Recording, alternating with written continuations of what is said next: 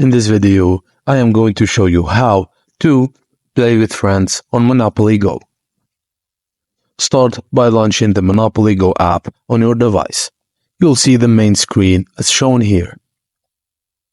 Tap on the Friends icon located at the bottom right corner of your screen. This will take you to your Friends and Family section where you can add friends. In the Friends and Family section, you have the option to add suggested friends by sending them a friend request. Below, you'll find 3 tabs. The first one is Contacts, where you can select this. You'll see a prompt to connect your phone's contact list with Monopoly Go. This helps you find and play with people you know who are already in the game.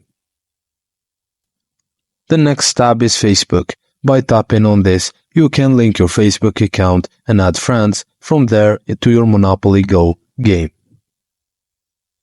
Lastly, there's an Invite Friends option with a yellow button.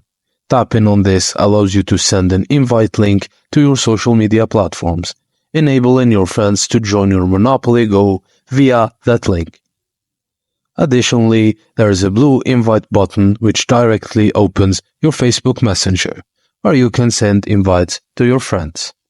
And that's it, guys. Thank you for watching, and please don't forget to like and subscribe for more.